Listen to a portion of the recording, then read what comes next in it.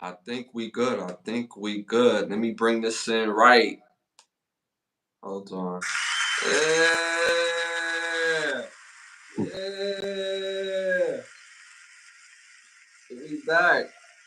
Y'all already know what time it is. What's good, y'all? What's good, y'all? What's good, y'all? What's great? Thank you for tuning in to another episode of Can the Brothers Get a Rap podcast. This is episode 97, y'all. We close to 100. Big time. Before I go any further, we have a special guest with me tonight. One of my friends, one of my bros, one of the best producers in the game. Period, hands down. From Jokey Entertainment, my brother Jokey. Thank you for joining me tonight, my brother. Thanks for having me, man. Thanks for having me. Much appreciated.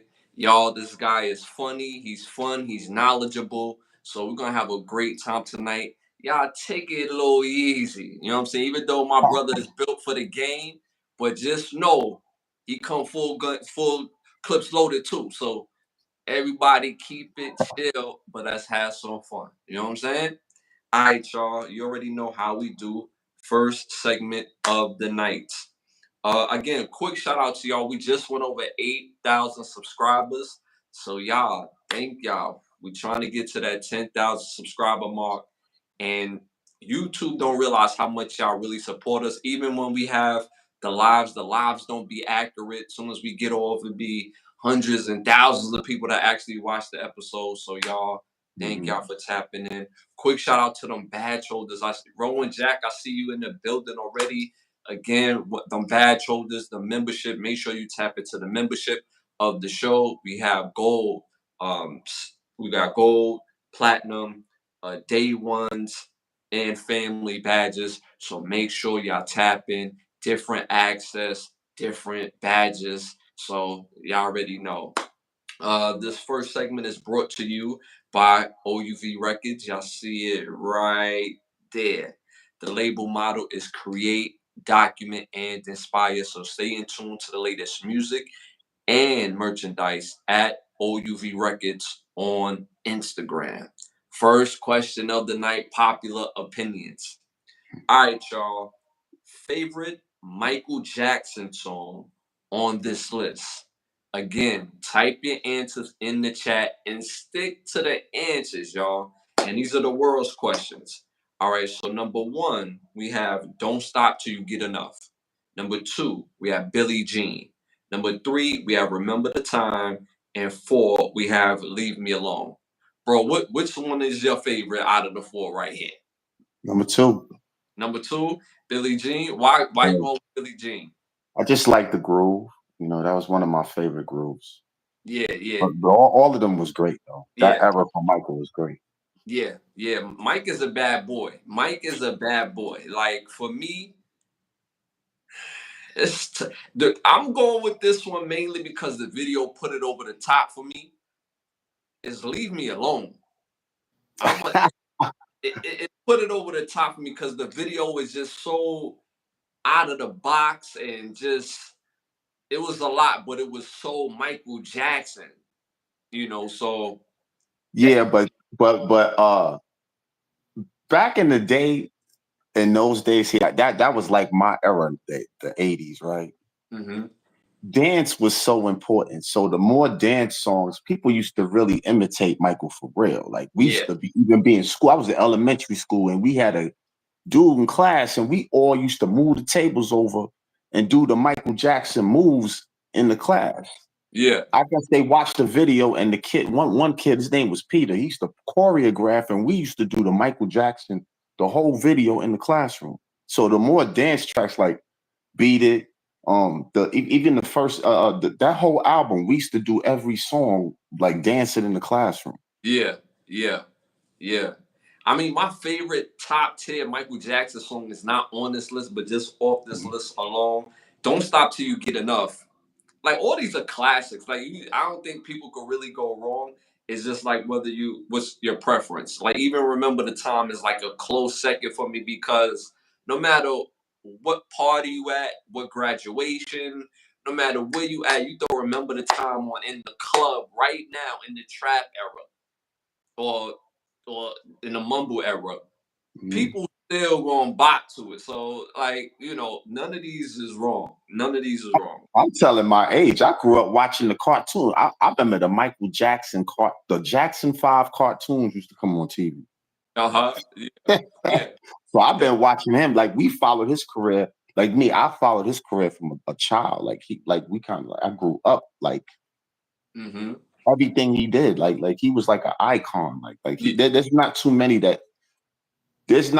you could follow their career from childhood to adulthood like that. Yeah, Rowan Jack. Yeah, this is one of my great friends, bro. This is Jokey from Jokey Entertainment, one of the best producers in the world. They was asking if you were my big brother. You know what I'm saying? Family, regardless. So, you know what I'm saying? There's always love. So, you know what I'm saying? Make sure y'all check him out outside of the show as well, too. Everybody says that too. Everybody asks us, "Are we brothers?" The last show they did that. Yeah, that's true. Yeah, that's a fact. All right, so I'm seeing Billie Jean. I'm seeing Thriller in the chat. Again, I went with Leave Me Alone. My brother went with Billie Jean. The rest of the world at 39% went with Don't Stop Till You Get Enough. What do you think about that? Hey, the crowd wins, man. You got to go with the crowd, man. You got to go with the general consensus. That's a fact. That's a fact. All right, y'all, moving on to our next popular opinion. And again, stick to the answers in the chat. All right, y'all. Okay, a must-have card game at a family function. On this must-have card game at a family function on this list. Number 1, Uno. Number 2, Spades. Number 3, Phase 10. Number 4, Clue. What y'all think in the chat? Let us know what y'all think in the chat. What you got, bro? It's between 1 and 2. Now, if you got aunties and uncles there, it's Spades. Yeah, if you got the kids there, it's Uno. Yeah, the other two is excluded. The other two is excluded. So for me, right? I want to say, for me, my best game is Phase 10. But you cannot be at a family function, a melanated family function, without Spades and Uno. It's just not going to happen. And it's so prevalent that if you don't got cards, best believe somebody got Uno cards or Spade cards in their car. They're going to have it on them. Yes, they are. They're going to have that. So, me personally, I'm going to go with Uno. Me personally, I'm going to go with It depends. I mean, family-wise, yeah. Yeah. Family-wise, yeah. Yeah, I'm going with Uno. They going with Uno in the chat. Which one, if you had to pick one or the other, whether it be Uno or Spades, which one would you choose? Spades. Spades? All right. Hands down. So at 37% Cards Against Humanity for Albano. Listen, card games is serious in a melanated household, y'all. Y'all know I hate saying the word black. I say the word melanated. It's essential. And if you don't know how to play, kindly sit your ass in the corner somewhere and watch. Because if you cut the wrong way, if you don't if you don't make them hands, it's beef. Even the good buys is going to be a little shaky. So if you don't know how to play, just watch. Have a Coke and a smile. It's going to be all right. You know what I'm saying? Like old Mike Larry, you're going to be all right. So and there's game rules and there's black people rules. Yeah. Because everything's a deuce, everything's you know. Yes. Especially with Uno. I just learned the real rules this past year. We talked about it on the show, and then I shared it with a friend of mine, and she was like, "Oh no, we're not gonna play it the real way. We're gonna play it the universal our way." Like, yo, what type of rules is that? So it's like that in the household. All right, so the rest of the world at 37% went with Spades. What do you think about that? Well, Spades is my pick, so Yeah, yeah. Spades is my pick. Get it popping. Spades get it popping. Spades get it popping. All right, y'all. Moving on to our next popular opinion question. Sorry about that.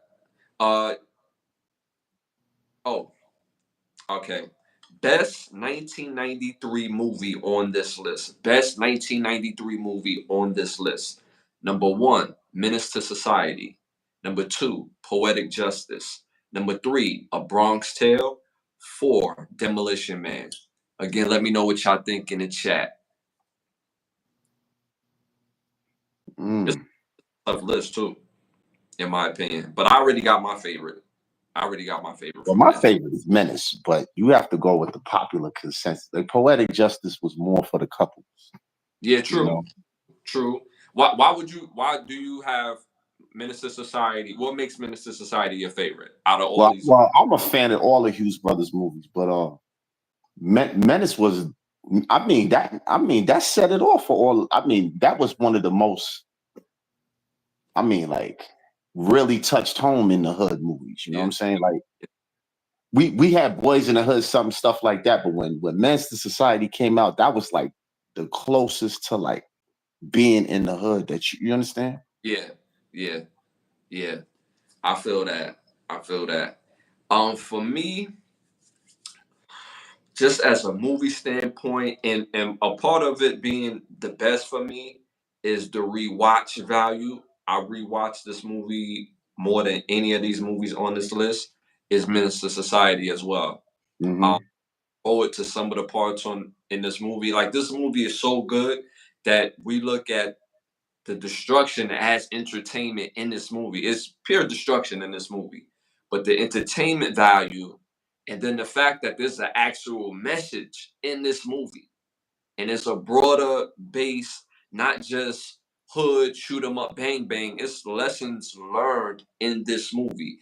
Every Hmm. character was deliberate. It wasn't just somebody they threw in there just for Hmm. of it. There was a reason why, Tate Diggs as old dog was ruthless. There was a reason Hmm. why, you know, uh Kane was foot in, foot out.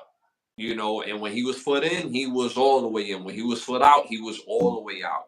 And the Hmm. different things in life and where he could end up, both as far as his mentor or the person he looked to up to was a friend of the family, which spending his life in jail. Like it's just so much. It's just so much. So And all the characters were relatable. Like I yeah. can see people, I could see them. Like everyone touched into character. Like you could watch movies now, and the person doesn't really match your envision of the character. Like back in the day, like even Men's Society, every character I related to them.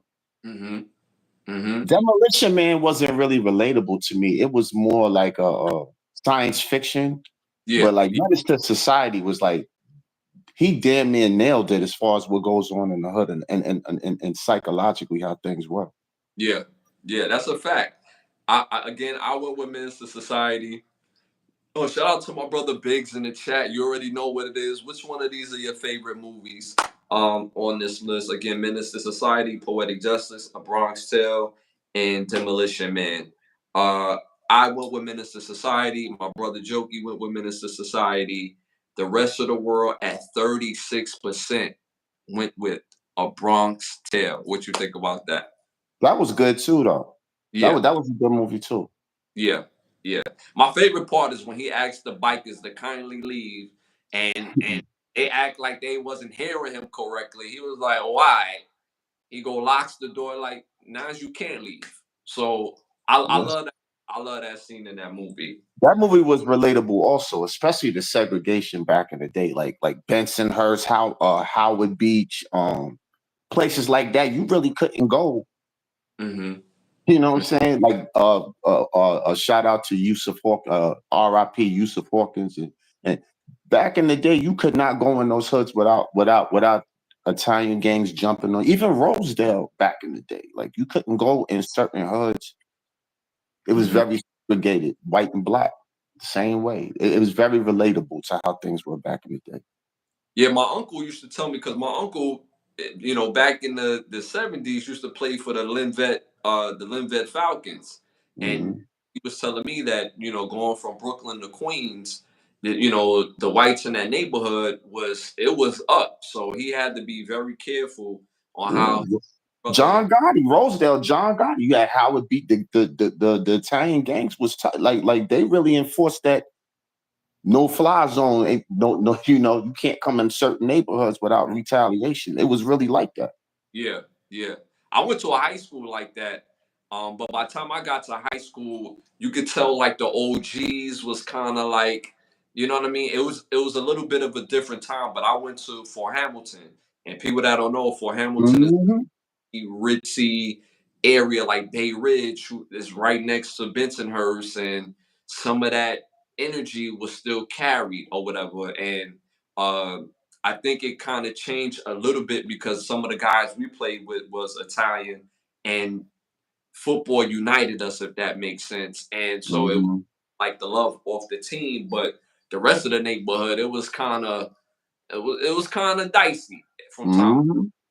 You know, but it was the tail end of that. But you know, I can't imagine within the '60s and '70s around that time, it was up and stuck.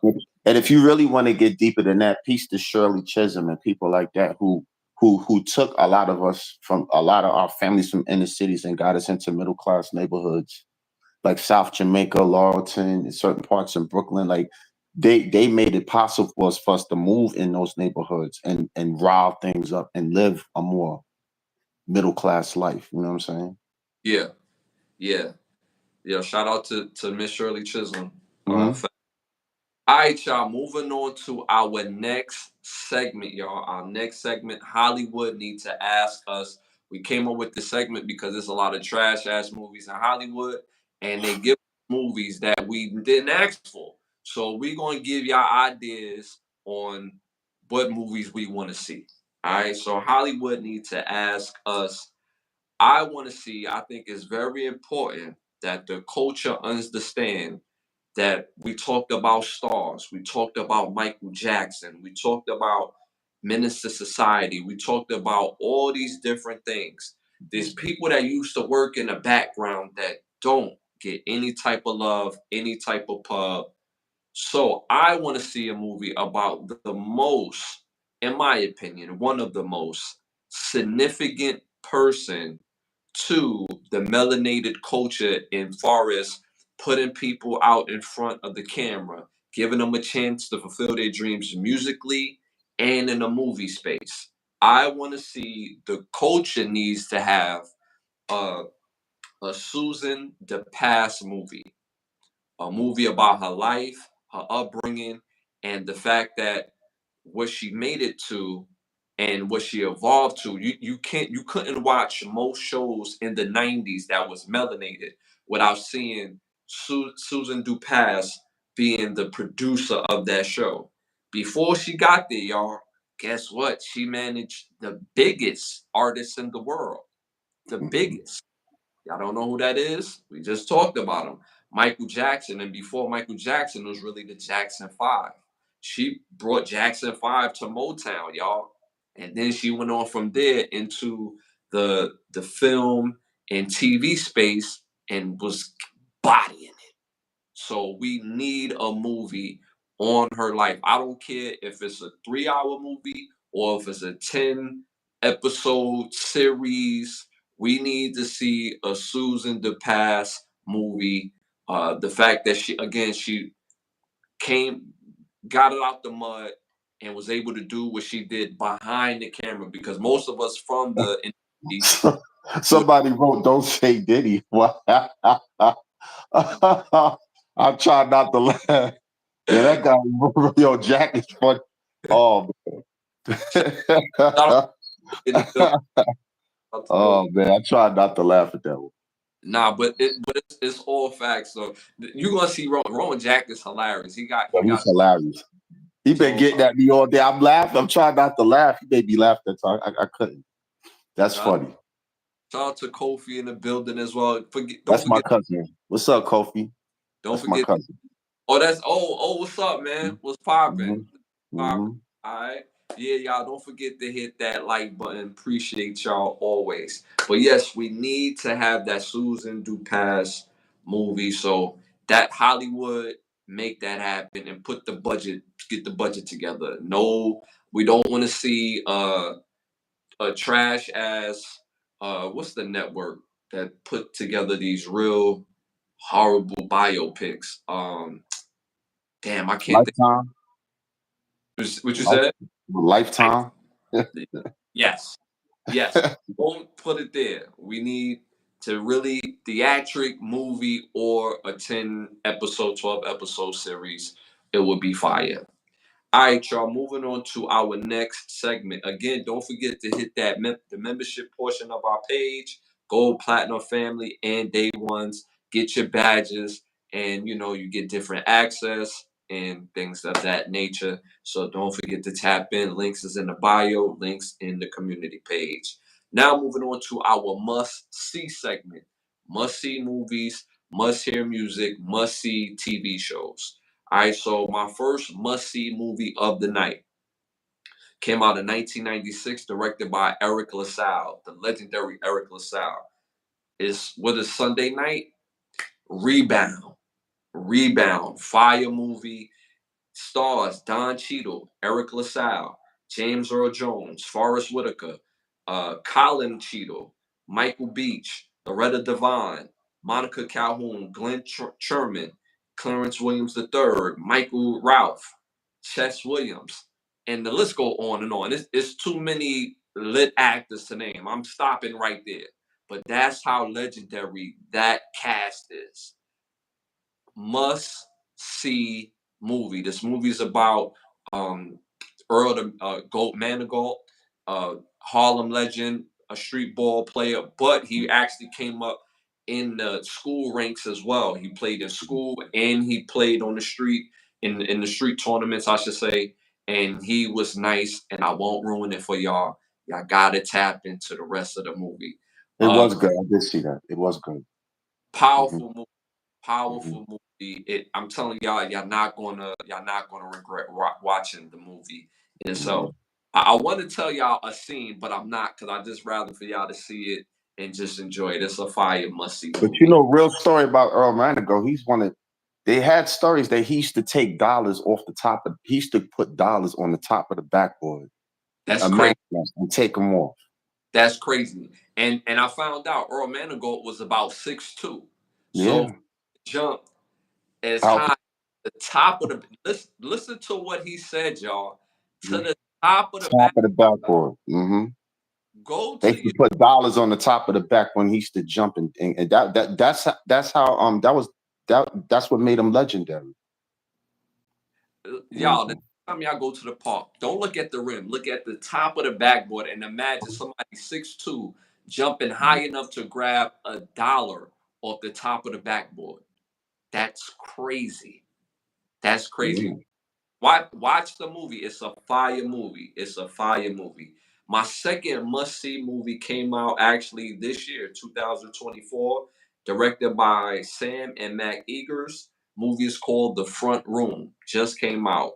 Stars Brandy, Andrew Burnup, Catherine Hunter, Morgan McKenzie, Neil Huff, and Wendy Hagley. This movie is a must-see movie. I want y'all to form your own opinion, but this movie is about a young couple who's about to have a baby.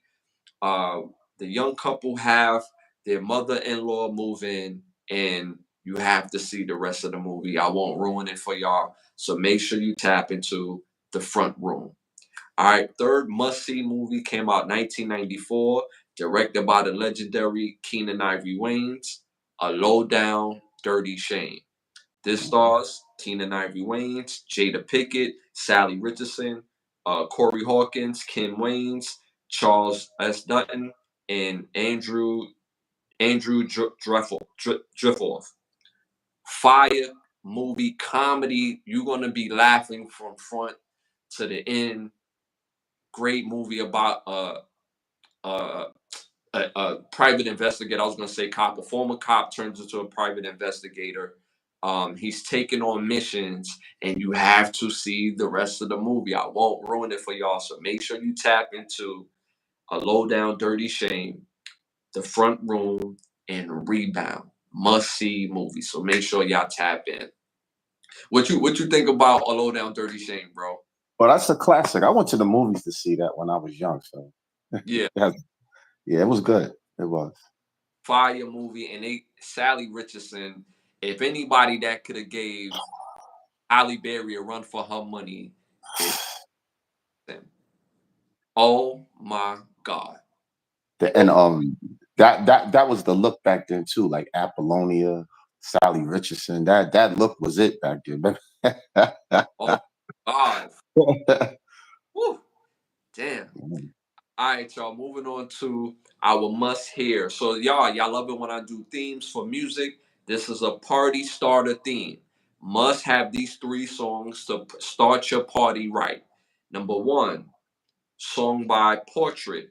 Here We Go Again. Number two, Mona Lisa. Can't Be Wasting My Time featuring the Lost Boys. Number three, Jade, Don't Walk Away. So again, to get the party started, again, have on your list Portrait, Here We Go Again, Mona Lisa, Can't Be Wasting My Time featuring the Lost Boys, and number three, Jade, Don't Walk Away. What you think about that? Them party starter list right there. I can't complain. All of And those, yeah, all those are good songs. it's going to get the party rocking, y'all. Just trust your big brother. Trust me, I got y'all. All right, moving on to classic or must-see TV shows.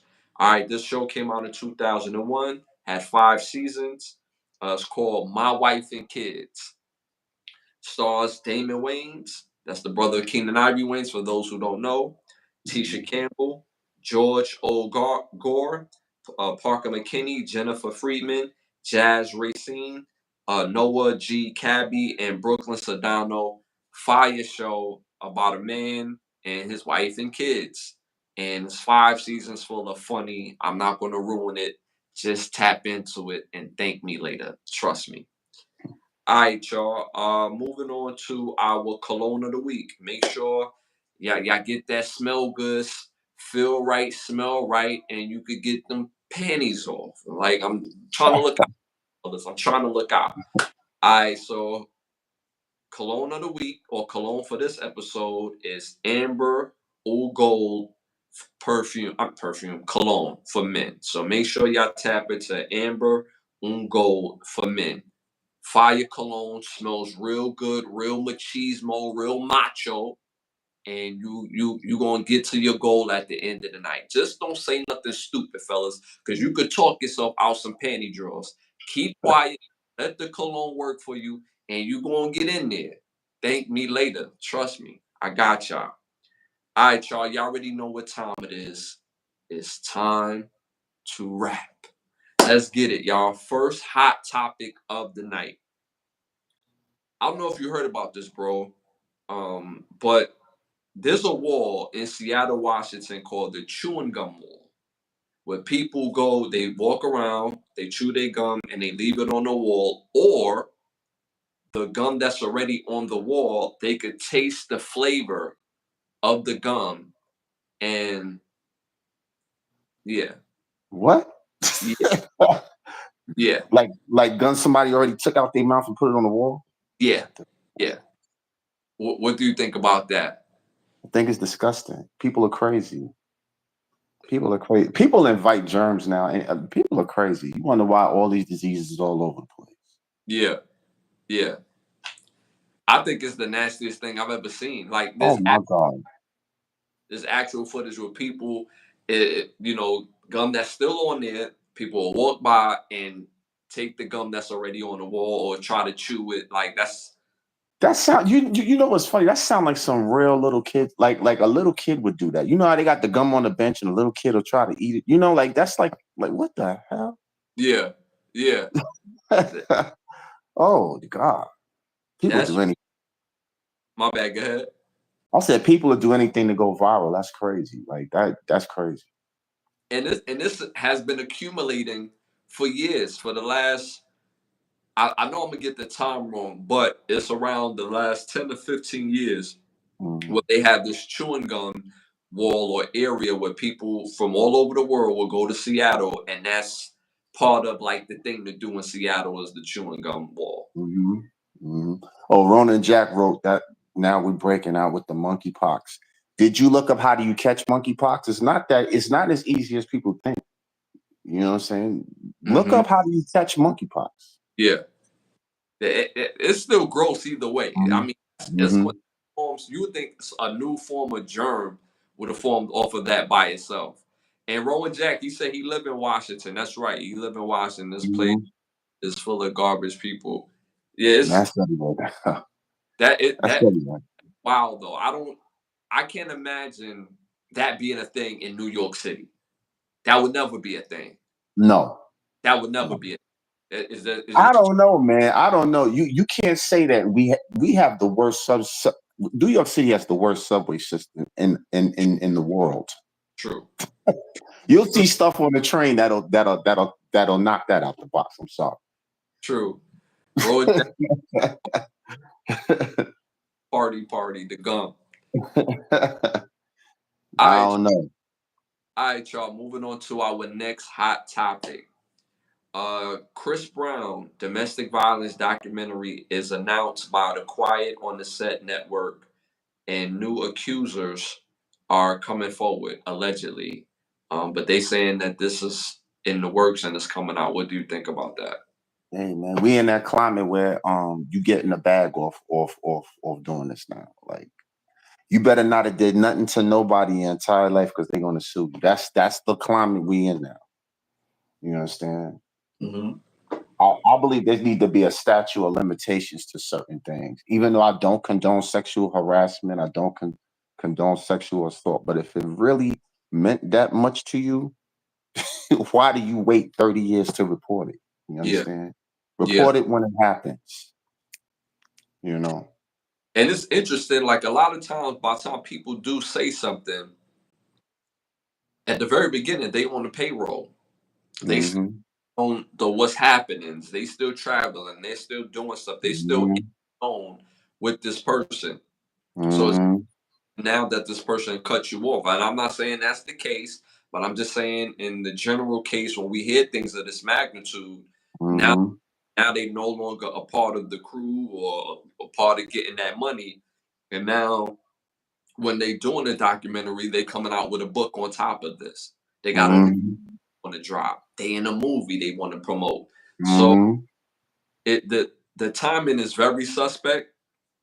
I hope that this is not true, but this is coming out by this has been announced by the Quiet on the Set network. So and now we glamorizing victimization. Like that's crazy to me. You know what I'm saying? We glamorizing this stuff now. I like that point. Do you want to see that though? Do you want to see who Chris Brown abused? No. I don't either. That's what I'm saying. Puffy done zapped out all the victimization. I don't think nobody could top like if you can't top what he's done or accused of doing, you might as well sit down. No, nobody want to hear that. Yeah. I mean,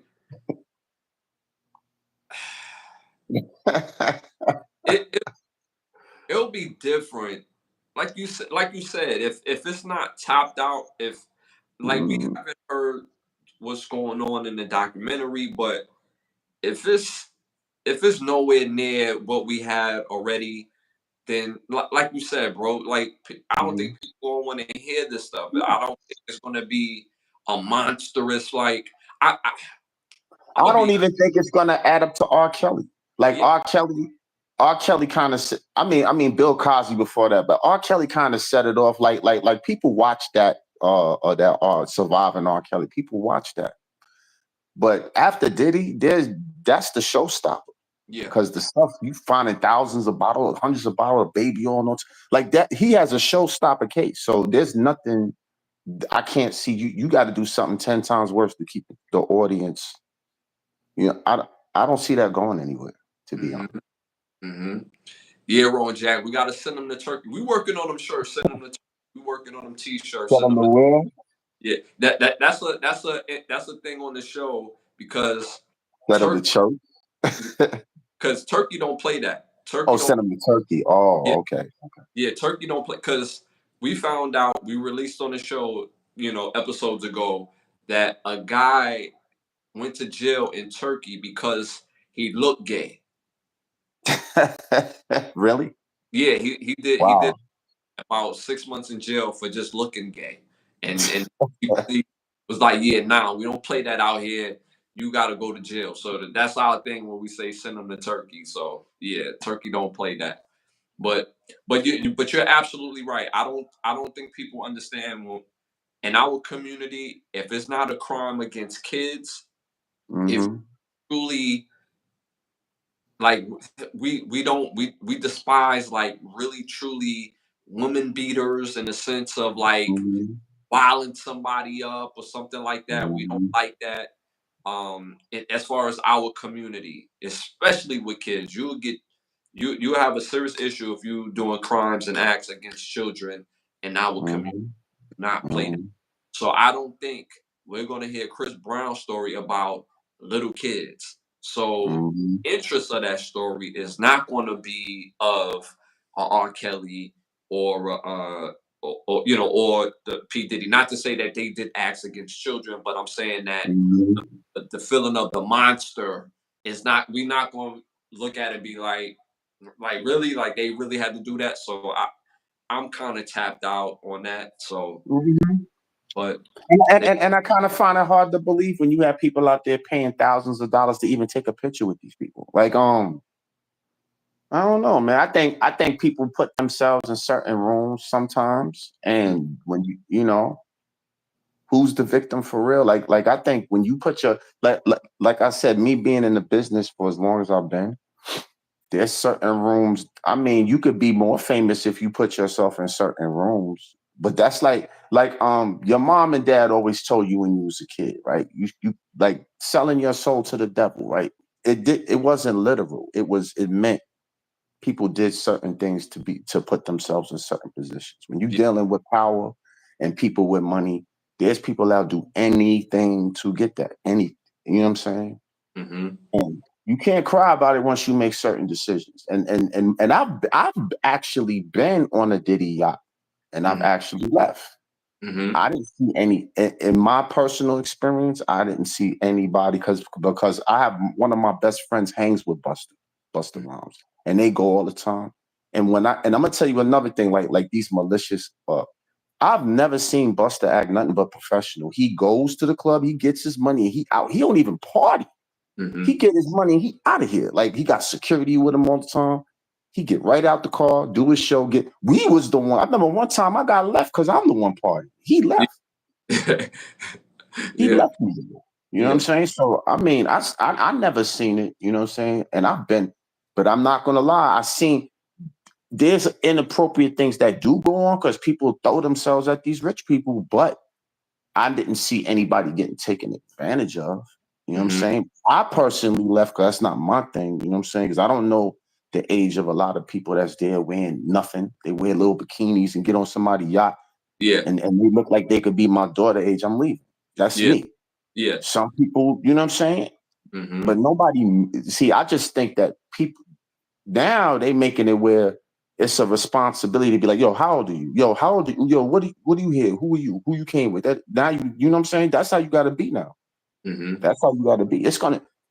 People don't even understand how lock and key things are gonna get from people doing this. yeah, You know yeah, yeah. I what I get mean? that. I get that wholeheartedly because, Mhm. like, we're real. Like a lot of times, like with the R. Kelly situation, right?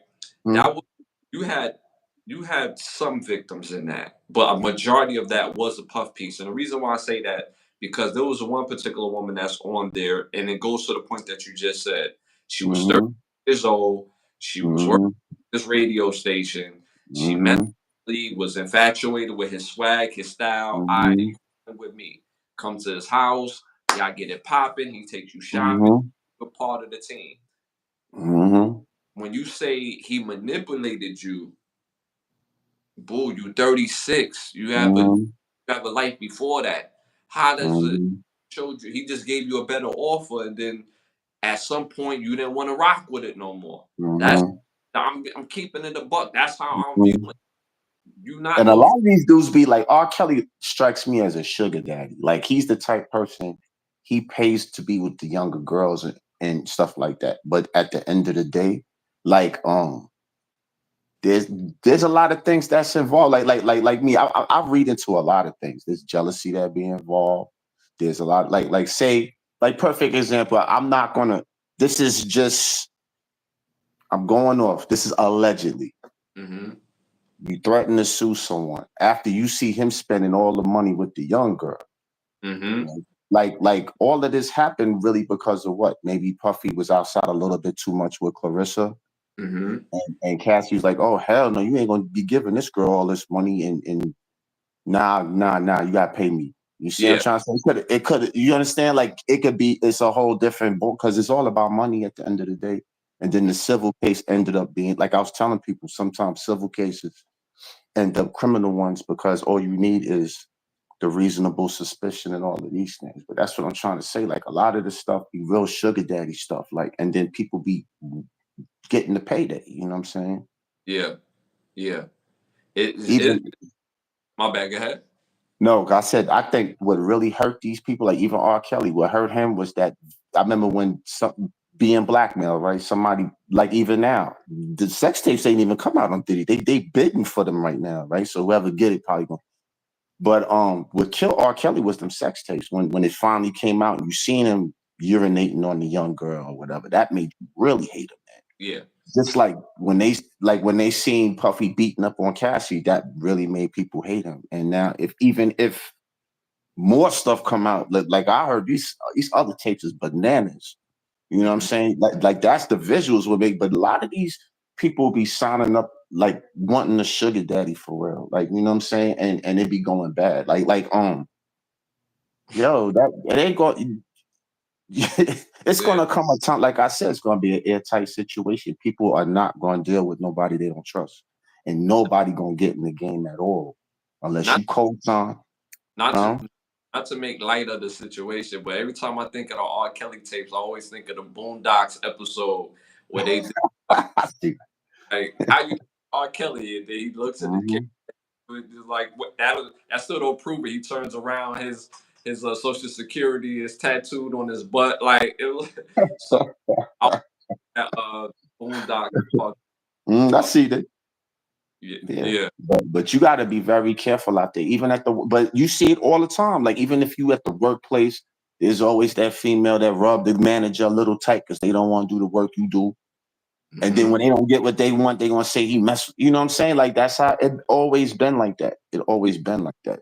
But yeah but is I'm not gonna now again. I don't condone sexual harassment or abuse. But is it always that? right Sometimes the person who say the victim is really the predator. Sometimes that's yeah all I'm saying. yeah. Now I definitely agree with you. Definitely agree with you. All right, y'all. Moving on to our next hot topic.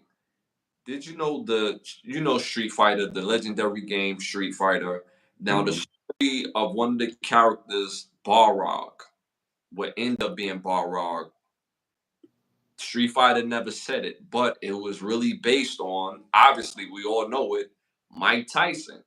At Mhm. that game came out, he had the same haircut, the same style, everything was Mike Tyson. But his original name, he was the original M. Bison. I know people Mhm. know Bison to be the guy with the captain hat that Mhm. swirls you. He wasn't the original M. Bison. It was actually what ended up being the Balrog character. And because they had to switch it, it was too close to Mike Tyson. M. Bison, Mike Tyson. So they had to switch Mhm. from M. Bison to Balrog to kind of throw it off. So and Mike Tyson never knew of this until recently. And he's the first thing he said, I got a serious lawsuit on my hands. You know? I mean, but what do you think of, that in itself that he was the original in Bison and they switched it to Balrog to kind of like throw things off? They do that all the time. They'll straight take your name. I know people that don't own their own name. Warren Sapp went on one time and had a interview about that. How people own his name. They got jerseys and stuff with his name, and he don't get paid for it. You know what I'm saying? So I mean, it's business, I guess. Like just make sure when you famous, you trademark your name and stuff like that, so people can't do nothing to you. You trademark everything about you that's catchy, so people have to come to you. Because if somebody like Cardi B did with or that you Yeah, know what I'm yeah, saying? You know yeah. what I'm saying? Everything that you do, you have to trademark it because somebody's going to capitalize off it. You understand? Mm-hmm. That's all I feel. Mm-hmm. Mike Tyson was a person that was victimized most of his career because he was with Don King, I guess. So he learning the business now, but I get it. Like moving forward, like if you ever get a buzz or something, or you trying to come out with something, make sure you copyright and trademark your everything about you. You know what I'm saying? Yeah, yeah. I mean, Mike Tyson had that money back then, but he didn't even touch all the money that he was supposed to get. To be honest with you, Let me ask you a question. They had a game that said Mike Tyson Punch Out. Do you know if he got money from that? And they used his name. I don't think he even mentioned that he ever got money from Mike Tyson That's Punch what Out. I'm trying to say. So I don't think how you going to sue Barack or whatever. You did you sue Mike Tyson Punch Out? I'm pretty sure. I don't know if he even got money for that. And that And was Nintendo. but that was like I'm kind of telling my age now. Like my big brother Miles, we had the game for Nintendo. So this is Mhm. late 80s. You know what I'm saying? I'm a little dude, but I remember playing Mike Tyson Punch Out and getting demolished by Mike Tyson every time. It's Uh, hard to beat that. Yeah. but at the end of the day, we're talking about money. So I don't even know if he ever got any type of royalties. And that game used to That's sell what out. I'm trying to say. So what makes you think he gonna get money from this? Like you probably didn't even get money from that, and they used your name straight up. You know what That's I'm saying? Yeah, that's wild. That's wild. Yeah, that's wild. That's a wild one right there. I honestly I would pursue suing if I'm Mike Tyson to see what happens. They've been using it. That's not act like Camcom doesn't have the money. They got money. They've been getting money. So I mean, they have to come with some sort of settlement. He could sue for whatever he want to sue for, but there will be some sort of settlement. I And don't think he's suing. I don't think so. you don't think he No will? one. Nah. Mm-mm. I, He just want if peace. if I'm him, I'm definitely putting a case together, or I want to see what type of settlement we could talk about before we go to court. See, a lot of people sue too quickly. A lot of people do that. Pick up the phone, call somebody. Like I covered a subject last episode about the St. Lunatics suing Nelly over the song Country Grammar. Okay, cool. Make the phone call before you do that. Make the phone call. Yo, bro, you out here, you getting it. Proud of you. There's a song out here that's, big song. I did the production. I'm supposed to get 50% of that. Like, yo, I know this is there. What can we settle with instead of going to court, getting a lawyer, paying the lawyer? The whole thing is about getting money. I Yeah, mean, but what is that song worth now though? It's 20 something years later. Like the song already, the worth of it's a publicity stunt because what are you going to get now for that song? The publisher, everything's been taken out of it already. yeah, yeah, yeah. That's a fact. That's a fact. That's a fact. Again, but that's what I'm saying. Like a lot of people be so quick to sue instead of making a phone call just to engage the temperature, just to engage that because it may not be worth to sue y'all because your lawyer will be more costly than what you would get out the settlement or what Did you they would get really out. sue though? Sometimes people be saying, like I saw an article the other day where this producer said he did a sample pack and then I think I forgot the name of the rapper, Mexican something. The dude used this sample pack and made a beat and that dude rapped on it. And he said that he's suing, but he really didn't sue. You couldn't. You know what I'm Yeah, saying? Because you sold the sample pack. That once you sell something, you're not going to get the this. I'm not going to break down the business. There's two type of clearances that you need to get. They didn't have to get the the actual composer part of the royalty, the hard part. It was the easy part. I just get out of here. You know what I'm saying? You didn't get no money off of it. Yeah. I think they did this just to get an internet buzz again, if you ask me, because I don't see the purpose. That's like Total going back and suing Puffy for the songs on Bad Boy, and what you gonna get out of that now? Nobody plays that now. Yeah. I mean, they hard music, but when people don't understand about the publishing, and this is why we sell their publishing, and then when they want to buy it, the person asks, "What are you going to do with it? What you going to do with it?" Because in order to receive publishing, there has to be something value about the publishing. Like for I know y'all look up KC and the Sunshine Band, right? If you know KC and the Sunshine Band, not to go off on a tangent or go off subject, but KC and the Sunshine Band has a catalog that when you watch your favorite movies, your favorite commercials, favorite TV shows, their music is incorporated in those type of things. That's when your publishing is working for you. If your is not making those type of moves, and on top of you'll get radio spins because their stuff is gold sold. So stuff is not on that type of time. Yo, don't waste your time because all you do is pay the lawyer more than what you're going to end up getting. Make the phone call before y'all start suing. My brother say, what is it really worth? So a lot of them ain't worth the advance. The advance is only one. So I know people that got publishing on advances all they ever got from. They didn't get anything else. They ain't getting no back because you have to pay back the publisher. The publisher, then it's over. Like they used it for whatever they used it for. Got their money back. Yeah, and to point out something real quick with the Mike Tyson punch out because you had mentioned it.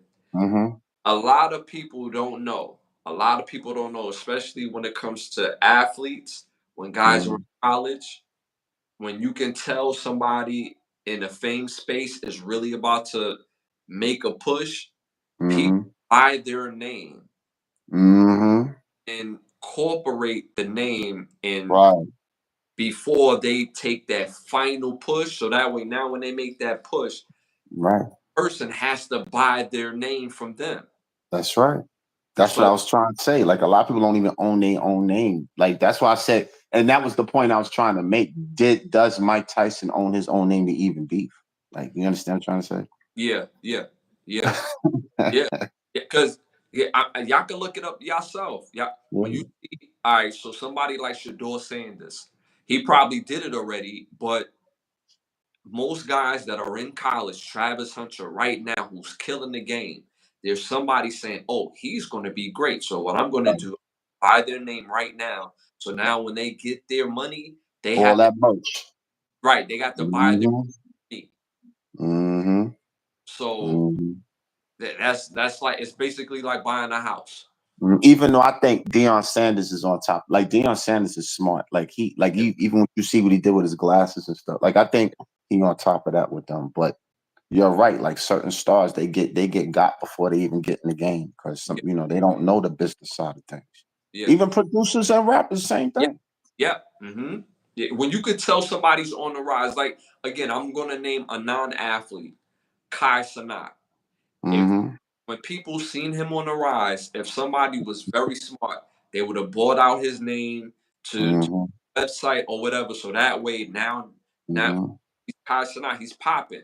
So now when he wants his name as his.com or want his name asked for something, he has to buy the name from them.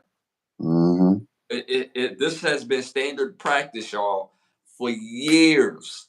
And 90% of them have no clue that their name was being capitalized off of until like they're finished their craft and then now they want to step into something else and find out somebody already was making money doing that. Yes. Absolutely. Tyson owned his name. Okay. Well, saying that as a fact, or that's my bro Biggs in the building. You as a fact. Yeah, fact check. I mean, I guess you could fact check that. You know what I'm saying? We talking alleged. We not saying that for sure. Yeah. But if you say so, I'm not to argue. I was just putting that out there as a question. And this is one of the main points I want to say. I'm glad that Biggs did that. We have a habit of saying things without fact checking. You know what I'm saying? Like I was arguing with somebody the other day. I'm gonna use Beyonce as an example. Oh, she not getting a country music award. Did you even look up what the criteria to get a country award is? You understand? You have to have at least 5 gold albums or singles. You had to be on the top 10, at least 5 years straight or something like that. Like it got a criteria. Did she meet that criteria? You just want to propel her into. Sometimes you have to do research before you jump on some bandwagon. That's the only thing I'm just trying to say. Like even that would look that up. What's the criteria to even get that type of award? You probably don't even fit the criteria. I only seen her do 2 songs like that. Yeah. You probably had to do 5 or 6. I think it's 5. You have to have 5 top 10 songs or something like 5. It has to be it's a criteria. I looked it up. It's a criteria. I can't tell you offhand, but my point is, make sure you know the fact before you go out there reaching and saying crazy stuff out your mouth. Like we have to question everything. We can't say. I was arguing with somebody today. There's a TikTok out. The police pulled over a woman, asked the driver for his ID. It escalated to an arrest, but people are saying they can't do that. Look it up if they could do that. Yes, the heck they can. When I looked it up, yes, they can. They can ask the passenger for your ID. So you just saying no, you can't from watching. You don't know the law. Yeah. Your outrage is displaced. You have to have facts before you jump on a bandwagon and start going outside ready to fight everything. You have to know the facts. Yeah. That's all I'm saying. Yeah. Now I agree with that. Because a lot of things that we say and do in our culture is by word of mouth, or they heard somebody speak on it, but they didn't have full education on what's behind what they spoke about. So I agree with that. Kudos to Biggs for looking it up. Kudos for you for looking that up, because that's what we need to do every time. Don't believe everything, and the internet got us spinning too. We be jumping on everything to fight and be dead wrong. Look up everything, especially now with this political climate too. You have to look up everything. Is everybody want to go viral? Everybody got an opinion, but nobody's smart. Nobody's smart like that. But most people speak from feelings instead of facts. Man, back in the day, even our churches, back in history, these people were educated men. If you look at your history, the AME, clergy, a lot of these people went to school. They went to college, big colleges. Yeah. You understand? Now anybody could talk. Anybody could talk. Even people that never put their feet on the ground. You want to argue with people like that been on the ground fighting every day. Yeah. You want to argue because you got a keyboard and go like this. You know what I'm saying? Yeah. Now that's a fact. That's a fact. All right, y'all. Moving on to our next hot topic. Sorry. Oh, so the attorney for the Diddy case, in 25 days says he's going to name the people who are also involved within the case as well. It's over 120 victims. It's a lot of victims. So he said in 25 days that he's going to be dropping names, those who are connected with this case in particular. What do you think about that? Diddy is indicted by the Southern District of. I want you to Google the Southern District. Before this guy, I forgot the guy's name. The DA that has this case now. But before him was Preet Bharara. You understand? Preet Bharara is they known for high. Matter of fact, that's the same district that has the Mayor Adams case. Yes. And the Melendez case, these people, that's what they specialize in, high profile cases. That's my point. When they come for you, you most likely cook. Yeah. Diddy has a good lawyer. He has a ill lawyer, but I don't know. The Southern District, when they got you, you most likely not beating it. Even Mayor Adams, he's cooked. He's cooked. Like, and he has a good lawyer too, but When that Southern District, because that's what they specialize in. If they got a grand jury indictment on you, most likely they're going to come. It's like 90% they're going to convict you. Mm-hmm. See, his right. I'm not going to lie. Recently, before they brought before Diddy got arrested, I came on here on this show and was like, "What happened to the Diddy case?" I thought he was this and he was that, and then I don't know, maybe I threw it in the air, but he got arrested. He's arrested in the third, and come to find out that their success rate of the district that he's going to is 97%. Southern District. That's right. That's Look it up. You could Wikipedia. All the cases they got is high profile. And I'm gonna tell you another thing. Diddy cooked himself though, because he admitted guilt by the settlement. You understand what I'm trying to say? They could use his own evidence against him. You understand? But now the other charges that now they use that to raid his home. The other stuff that they found put him in a super bag. Like if those tapes are as bad as people say, because they're bidding the tapes. They're bidding his tapes right now. If those tapes are as bad as they say, he never getting out of it. But see, here's my thing with this, right? When you look at somebody like Diddy, and then you look at this success rate, and the reason why it took longer, because this is not a situation like most people when they go to court. You go to court, and then it's on the state to make the case. This is not what they do is that they make a case, then come get your ass. That's right. You've been indicted. That means, and anybody who knows federal indictment, there's a certain amount of people. Look up how you get indicted federally. There's like 20 something people that they look at the evidence and say, yeah, you have evidence to convict him. They don't just come out of nowhere. They presented the evidence already, and they have enough to have a trial. Right. So he's kind of, they have a strong case. They have a strong, same thing with Mayor Adams. Before the Adams is an idiot. I'm gonna tell you why. Before the bribe, he's accused of taking bribes from Turkey. The borough president before him did the same thing and got caught by the same district. He got fined. Look it up. The only difference is he didn't make mayor. The borough president before him got fined for doing that. He used his wife to get. So obviously this is a thing that certain governments do. Yeah. And the borough president now sent back a bribe from Turkey. Yeah. he's super cooked. Like man, are you? Everybody do this. You the dummy that took the money. You the dummy that took the money. They do it to everybody.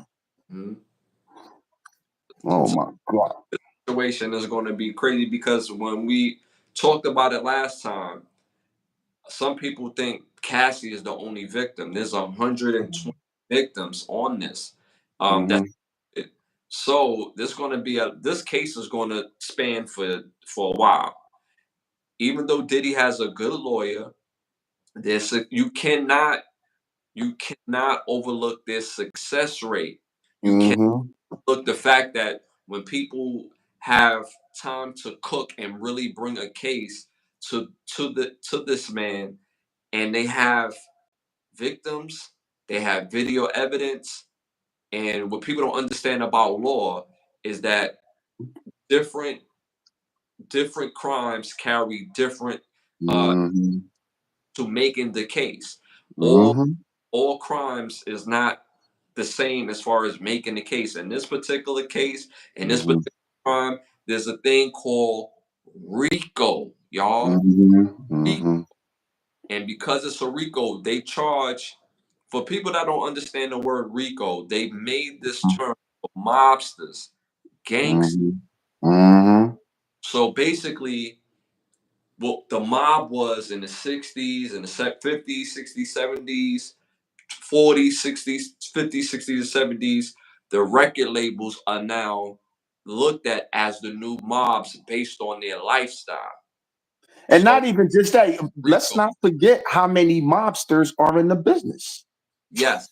You had Death Row. You had I'm not gonna say certain names. I don't feel like fighting, getting in no fights on the internet, but you had a lot of mobsters in the game. That's what make I was talking about this the other day. Hip hop police. Hip hop police wouldn't have came if you ain't have certain mobsters in the music business. They infiltrate the business and now they funneling the money through the record company.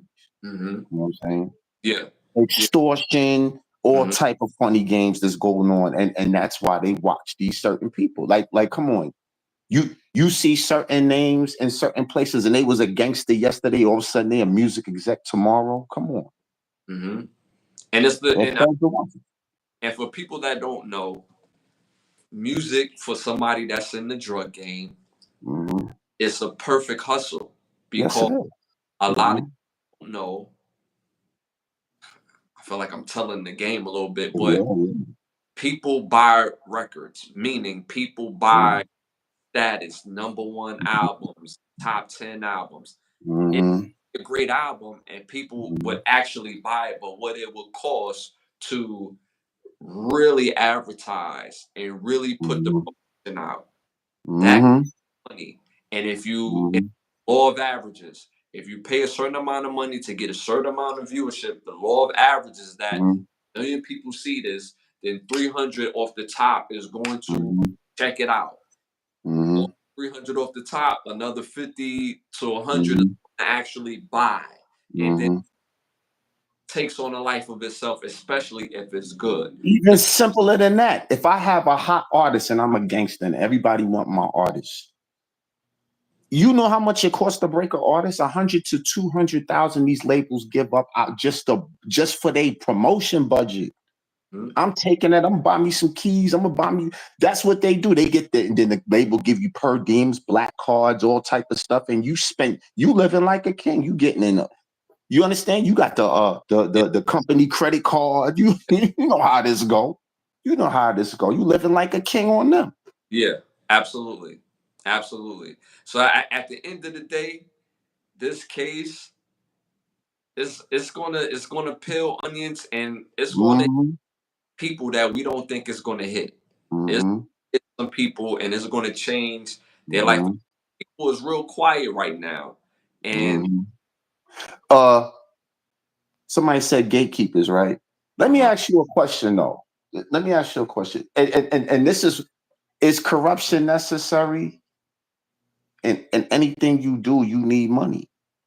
Like even Mayor Adams, is he really guilty? For you to run for any type of office, you have to have a lot of money. yes, For you to break yourself, for you to be a successful artist, you have to have let's get to the bottom of it. You have to have money. Why do you think everybody is trying to get next to these rich people, these rich sadistic people? Why is people bending over? Why is people doing them? Because they need the money. yep. You can't do nothing without money. Just remember that. Nothing. I concur on that. I concur. All right, moving on to our next hot topic. A Cleveland man, Preston Anderson, was sentenced to 6 years after torturing a woman, but he spits on the prosecutor during sentencing. So as they bring him into the courtroom, he leans in, hawk spit on the prosecutor's face. He gets sentenced to 6 years for torturing another woman. And again, his name is Preston Anderson. What do you think about that? What do I think about what like him spitting in the prosecutor's face? Yeah. Yes. I mean, I mean, what is there to? I mean, there's people we in a time where people challenge authority like that, but no, the repercussions of doing that. Like he gonna be looking like Hannibal Lecter the next time he go anywhere. They're gonna give him a spit mask. He's gonna be like, was it worth that hot cool spit? Is you gonna be like Hannibal Lecter from now on? People Yeah. think it's cool, but they don't. That's another thing too. The repercussions of your actions. He's probably gonna have mitts on his hands. He ain't gonna be able to scratch if a fly land on his nose, he can't touch it, right? He's gonna have a mitt, a spit mask. He's gonna come in there looking like Hannibal Lecter. Yeah, yeah, yeah, yeah. And So put it in the chat. That's assault. Spit yeah. somebody, Yeah. somebody's assault. Yeah, but you also raised your security status. So now you can't go anywhere. Like Mhm. you gotta be now you have you're gonna have a CEO around you 24/7. You're gonna be escorted everywhere looking like Hannibal Lecter. Yeah, I mean, is that worth it? Maybe it wasn't. Some people crazy though. Like that's crazy. yeah. I mean, he tortured a woman. Um, had her held against her will, Hmm. Hmm. all types of stuff to her. So he's in the right place. 6 years not be enough, to be honest with you. Um, She somebody, lived. She lived. Did she live? the girl, yes, she lived. That's why. Yeah. She ain't kill him. How much you? But let me explain something though. Like his jacket is gonna be like it's gonna be hard for him to survive in it. He gonna have a raw. He gonna do hard time. He did it to us. He gonna do hard because jail ain't that bad. But if you do certain things, you can make it real bad for yourself. You know what I'm saying? Hmm. Hmm. Yeah. Well, he made this bed, so he gonna have Yeah, to. yeah. I Uh, seen a dude jump over the podium at the judge and almost got You saw that one? I see that. I, Yeah. he, he he put his talents to the worst possible use. I know several football teams that could have used that natural athletic ability. But do you know there's somebody that's always armed? He could have got himself killed though, because they Yeah. could shoot you in that courtroom. They could shoot you in that. That's what I'm trying to say. Like some people be playing like it's all good till you get shot. There's consequences. Like you could die. He lucky. I don't know that. I know the judge probably fired that dude, the guard that's supposed to be watching because Yeah. you. What are you waiting for? Yeah. That pop him. And people realize, and the reason why I know this because my mom, she worked for Supreme Court of Justice for over 35 years. So she worked Mhm, with judges, courts, mhm, and so on and so forth. People don't realize how high them podiums mhm, are where the judge is mhm. sitting on. So for my man to jump over the table, then jump over the podium, that's crazy. That's crazy. So He got her too. He just didn't have man. Whew, and he jumped on her. yeah, yeah. He got some licks in. He got some licks in. They stomped him out though, but he still got some licks in. I'd have got me a whole new team because you're He- not on the job. yeah, that's a fact. That's a fact. Fact. Not getting demoted. That's a fact. That's a fact. All right, y'all. Moving on to our next hot topic. Justin Johnson found guilty on all charges and sentenced to life in prison for the murder of young Dolph. What do you think about that? I think what's his name again? Yo Gotti got a lot of problems on his hands Mm, because the guy's implicating him. I heard they trying to recall him and all that. mm, Oh, yeah, and I like Yo Gotti. I'm a Yo Gotti fan, and it's the hit. But you know what? They've been beefing forever. So you want to say he innocent, but yeah, they've been yeah, beefing for like 10. yeah, They've been shooting at each other for like 10 years. So yeah. like, oh, And then we we, we huh? Yo Gotti lost a brother from this, Yeah, right? and almost lost his mother. They almost killed his mother. His mother was with the brother. Oh my God. That's what I'm trying to say. We gotta stop practicing this violence and our music is real violent and even the kids, it's worse now because you have kids drilling on each other. It's like we have a cycle of violence. Like it's like we don't know who the enemy is. It's not each other. Like you know what I'm saying? Yeah. But I spoke about this on a past show, and people disagreed with me. But it's a part of the algorithm. It's a part of the story on us being against each other. If you go on TikTok, what you would you see? You will see when they show an inner city of New York City, right? Yo, you can't come over here after 10:30. It gets live over here. We get busy over here. Then the next clip that'll pop up, oh, we over here in Chicago. Y'all Cali dudes, y'all can't come to Chicago. It's up when we see y'all. Y'all can't come over here.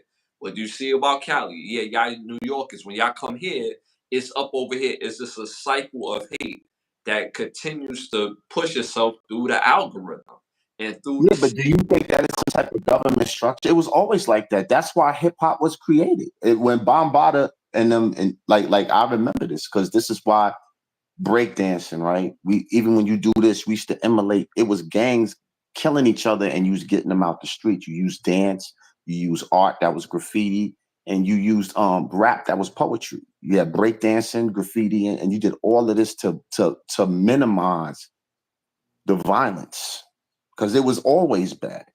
I don't think it was. I think our culture is. I think the history of our culture is being mishandled because we started hip hop to get kids out the streets.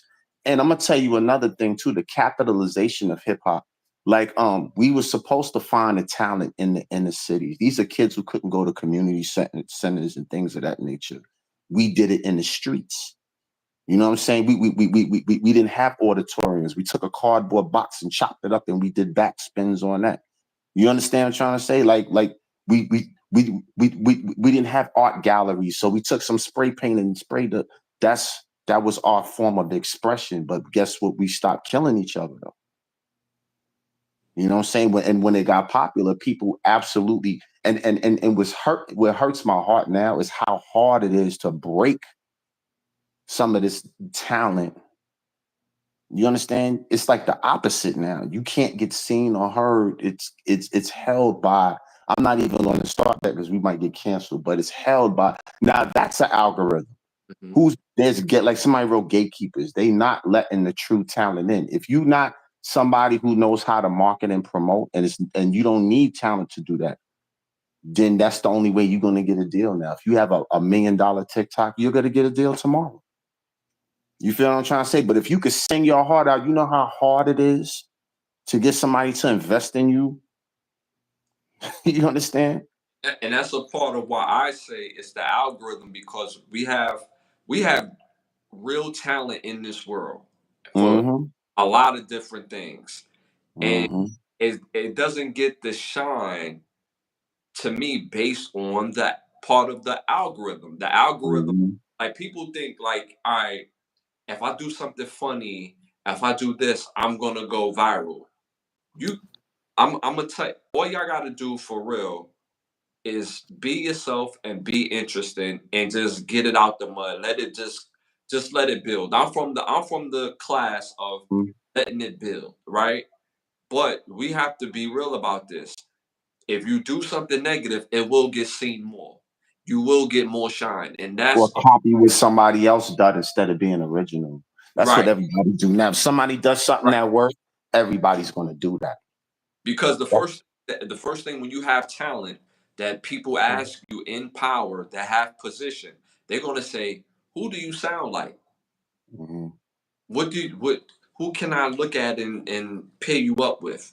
Because they want it to sound the same. They want to align it with the algorithm. They want to align it with the continued destruction, opposed to, like you said, getting people out the neighborhood and Mm-hmm. providing real opportunities for their But the family. reason why I say it's not because you can see, like we have even when you watch the sub level podcasts, and they won't put their people from the hood on there either. They want somebody famous on there. They want somebody that they looking for view. Like you don't think views is going to come from real talent?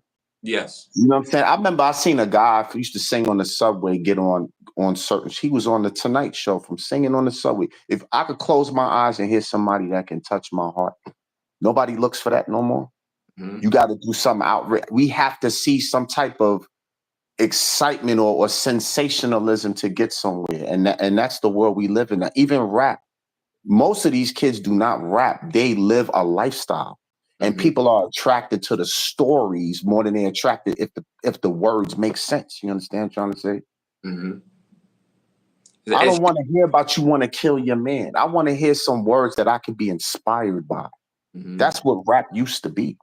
And I think people, like, I don't want to say it's the artists, because we do have artists who promote life culture, right? But getting the shine through is are you promoting it with the same type of energy as if you would promote the little shoot 'em up bang bang? You know what I'm saying? And that's a part of it too. Like, off the algorithm, I found these girls who dance they ass off. They're sisters, and I spoke about it on a past show. Yara, Nara, and I think Sarah, and they got a little sister on top of that, and they play, like, hip hop music, and they get busy dancing, like they tear it up. And watching them, I'm like, damn, like that really, like, for one, you dancing with your sisters, you know what I'm saying? So you dancing Right. with siblings, and y'all doing something positive. Right. Second, they killing it. Third, as young ladies, they're dressed appropriately. They're not with their breasts out, butt out, thighs out. They dress appropriately for the form of art. And Right. looking at that, it's like, yo, Refreshing. it's Yeah. refreshing. And I'm not, when I say I'm attracted to, I'm attracted to how they're doing this stuff, not to them because they're underage or they look underage. I'm Right. attracted to the fact that I like watching their art based on how they present themselves, based on them dancing their ass off, how they move, how they're dressed. On top of that, they dress age appropriate, and it's letting the art shine through. That's Right. me. You know what I'm Me saying? too. Right. Right. That's what I want to see. That's what. Yeah. But like I said, sensationalism. We in a world now where people like, even I got to get off the internet sometimes because everything is a fight. There's like 10,000 fights on the internet. Like, you scroll down, this one beat up this one slapped this one did this one tore up a airport, this one, like, it's like people have to do the most outrageous things to get views. For what? Yeah, yeah. For what? You know what I'm I saying? I told people shows ago, if you want Mm-hmm. viral, get a bowl of shit and eat, Mm-hmm. and you viral. I guarantee. If you want to that bad. Yeah. I don't know. That to me, that's like selling your soul as well. If you do anything just to be seen and heard, you know what I'm saying? Like, that's just that. What? How is that any different than what's, you know what I'm saying? Like, to do anything. Somebody tell you to jump off a bridge, you're gonna jump off the bridge. Like, I don't know, man. It's definitely selling your soul, but Definitely. that's the point that we're making. Mm-hmm. Like, people are willing to do whatever and however that's aligned with their morality. Okay. Mm-hmm. But as a culture, we have to really decipher and put in our own uh in our own forefront. Like, for example, if I don't want to see certain things on my YouTube, I tell YouTube, don't put it to Mm-hmm. my channel, don't put it to my feed. I don't want it on here. So if I don't want to hear this, if I don't want to see that, then Mm-hmm. don't put it towards me. Uh, Being that I watch this and I watch that, that's what I want to see. Mm-hmm. Shows like this, shows like that. So we have to continue to do the work on filtering what we put to the I floor. don't know. I think it's over because I'm gonna keep it 100. Like, when we was young, right? We used to roller skate on the block. We had a block, right? Everybody came outside. We rode our bikes. We roller skate. We played skelly. Yeah, I was yeah, I was looking out the window the other day. The kids getting off the bus. They don't even speak to each other. They go. They said they one go this one. We used to rip hot. The bus was when we got on the bus. That was a whole nother event. Remember when we was kids? You got on the bus. yeah, yeah, It was wild for the night. We did everything on the bus. We threw everything. We yeah, even threw eggs on Halloween. These kids don't do anything. They go straight to the house. yeah. They got their headphones on or they on their phone like this, and they are hypnotized by that, and they go straight where they going. Don't nobody talk to nobody. Hmm. It bugs me out every day. And they live on the same. We live in the same cul-de-sac. Don't nobody speak. I was like, what is going on? Yeah, yeah. Like on my block, you knew everybody on the block. Everybody. We all ripped and ran. We ran and we sat on each other's porches. We on each other's steps. Yes. I never seen nothing like it's over. Like I be looking at these cats like they have. I feel bad for them because the way it's like no social. They have no social order. Like Yes. I was like, what is this? That's a fact. That's a fact. It's just a different time, and that's a part of the decline on things not being personable. Like, and that goes to everything. That goes into how, like, guys carry relationships with women. I'm from that era where it's like, yo, you see a woman, you go get her and you go talk. Now it seems kind of weird to go up to a woman and talk to her. Now it's the hey. No, they talk to you now. They'll talk to you. They aggressive. They talk you don't. But I'm not gonna lie. I would never date in this generation either because it's not a team. It's all on status now. It's become classism now. Like you even see people. I can't date a bus driver. Why not? It's a job. Yeah. You understand? Like you suppose a relationship is supposed to be based on a belief system that we could work together and get something that we you know what I'm saying? That now it's classism. You got to make what I make, or you got to be able to take care of this and that. No, we're supposed to work together at everything. Like, you know what I'm saying? Like, I don't know, man. You have to have a certain status now. Like, you might as well fill out a job application today. Yeah. You know what I'm saying? I would never do it. After I'm done, what I'm like, if it's a wrap. Like, if you ain't got somebody now, like at my age, I'm 52. So it's a wrap for me. Like I'm not looking for. I'm not going through that. Imagine bringing one of them young behind. Man, they drive you crazy. You probably shoot yourself. You can't even handle it. You can't even handle it. I ain't even gonna lie. Like you know what I'm saying? Some and a lot and I'm gonna tell you another thing too. The addiction. There's a lot of addiction with these young people. They on pills. They on vapes. They on all type of stuff that's gonna kill you. You're not even gonna make it my age. Yeah. Not even gonna make it my age. I mean, again, I said this on a past show about it's cool getting older, y'all. Yeah. That's old. The goal is to get older. The goal is not to die at 24, 25. Yeah. And like you haven't lived through anything yet. Yeah. You know what you're looking for by that age. So I was telling my man, I got a friend in the hospital right now. He gonna tell me he has blood clots. I said, stop smoking. Smoking doesn't cause blood clots. You have a cell phone, don't you? Google that. Smoking does cause blood clots. You a grown man. Go like this. That's what I'm trying to say. People killing themselves every minute. It does. You have to want to live. Like even I tell my man the other day about depression. That is a symptom. That don't have to be your life. You have a symptom. Something is wrong. Like I have a friend. He has a condition where his veins, he doesn't get circulation. So he mentally gets that. Depression can easily be caused by that too, right? Go get checked. That's your symptom to go to the doctor, get checked out. You spiritually missing something. Yeah. Go get that checked out. You bored at home from not doing, you looking out the window all day and not doing. That means to go out and do something purposeful, right? Like these are symptoms. You don't have to live in that space. That's a fact. That's a fact. That's a fact. And after a certain age, there is no excuse. Like it's with men, with society, the way they treat us. After a certain age, like you the whole rationale is you a man, so you have to do your own due diligence for you to continue to live in this era, in any era, because in the era, in this particular era, if you don't have your stuff together, you will die. Simple. But let me ask you a question though. That's what being a man is though. Now we don't want to be king of the jungle now that's what comes with being when you the leader. It just now I could be the captain of the ship. I don't have to go down with the ship. What about me? Mm-hmm. Where about my life jacket? You know what I'm saying?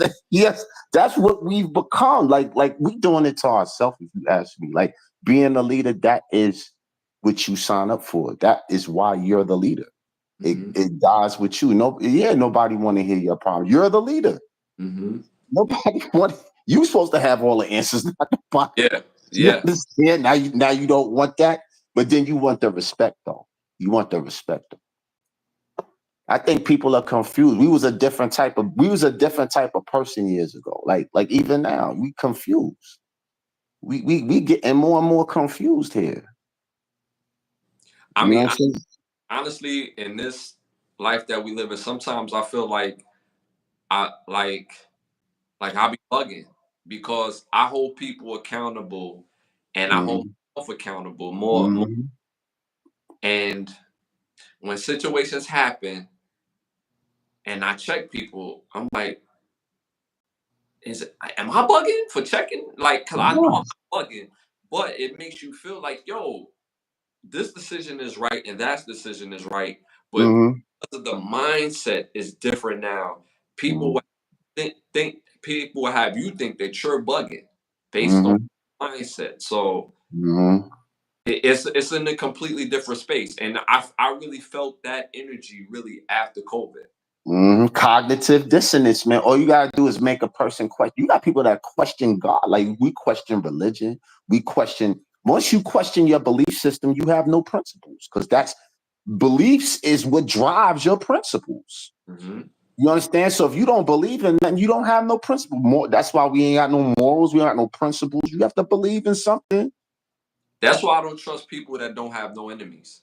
I can't trust you if you don't have no enemies. You Oh, can't me too. Yeah. life without being with being cool with every single person. The goal is you want to be cool with everybody, but it don't happen that way. You know why it don't happen that way? It's because of the foundation of your morality. When you stand for something, there's going to be somebody on the opposite side that feel the opposite way. Mm-hmm. To be the You want to hear something deep? You wouldn't be sitting here now if you ain't have enemies. Friends and family is the ones that kill your dreams the most because they'll always look at you as little Ashley. They'll never look at you in yeah, greatness. yes, It's the stranger, an enemy, and a stranger will always keep that respect there. facts, yes, The yes, friends and family, they know you as you because you grew up with them all your life. You'll always be that to them. yes, To be great, sometimes you got to go away from everybody you know and do your own thing. mm-hmm. That's a fact. So I Yeah, love being around enemies. That's how I always gain my respect. I come back after, and you'd be mm-hmm. like, "Oh, I'm proud of you." But that I never, if like, and I'm not saying all because there's people that believe in you, whatever. But if you really want to be great, get away from your friends and family because they like get out of here. They'll laugh at you when you do your stuff. Those are the ones that tear you up. You know, Yeah, yeah. Yeah. I, you ain't doing that. Do this. Yeah, I would yeah. tell friends of mine who wanted to get in the music business, yeah, Mm-hmm. I would tell them this. This you this will be your system, but based on your system, do not depend on your friend Mm-hmm. family to be a part of your fan base because Mm-hmm. they're not a part of your fan base. So you have to bring yourself, you be authentic, but you have to make yourself to be a product. Not Mm-hmm. well, my friends and family say I'm good the way that I am, but they not the ones that's going to support your No, goals. It doesn't work that way. They're going to doesn't. for freebies and handouts if you become successful. But Sometimes they don't even see it. They just look at you as you because they grew up, and it's not a bad thing. They knew you all your life, so yeah, they don't see nothing else. yes, Sometimes you gotta be when you want like enemies always give you that space and respect. That's the first thing you get hmm from the strangers. That space and respect. hmm And now how I define myself to you is how you gonna look at me. How yeah, how I present my. That's how you gotta be. I yes, always tell people that you got it for you to be great, you have to get away. But now greatness, right? How hmm many kids ain't never leaving home? hmm They're right, scared to swim. And I'm gonna keep it 100. I was watching you one movie that you didn't mention. Go watch Never Let Go. That's a deep movie. It wasn't scary at all. But hmm that movie had me like sitting there like, wow. hmm Because I really didn't know if she was crazy or she was just holding her kids back because she was scared they was gonna leave. Mm-hmm. Had them in the house forever. Mm-hmm. She would have had them forever. Mm-hmm. And guess what? She poisoned them so much with her craziness. One of them wound up like that at the end. See what I'm saying? That's how I took that. I was like, wow. Yeah. I gotta Sometimes you do it. I gotta catch that movie. I didn't get a chance to watch that yet. I gotta. Yeah, watch it. It's more a mind game than it is a scary movie to me. Because you your whole movie you figuring out, is she crazy or is she not crazy? Because she the only one that could see these things. Mm-hmm. And then her son was like, why we can't see it? You know what I mean? Mm-hmm. So now she see all these monsters. You can't go here, you can't go. But how many parents do that? How many parents they don't want the empty nest and they hold on to their kids for dear life. Don't let them be great. You got them stuck here. Let them go out and see. Your survival instincts will never kick in until you go see for yourself. My biggest fears as a young adult going into real adulthood came from my mom, because when Mm-hmm. I was in high school and I started looking at colleges to go play football, and she was like, "So what school you gonna go to? Like, let me know." So, Mm-hmm. you know, all these schools, none of these schools is nowhere near New York City. She Mm-hmm. with the mom look and says, "So you gonna go away from me? I'm Mm-hmm. next to you." So that put like a fear in my head where it's like, damn, if I go too far, I can't watch my moms. I can't Mm-hmm.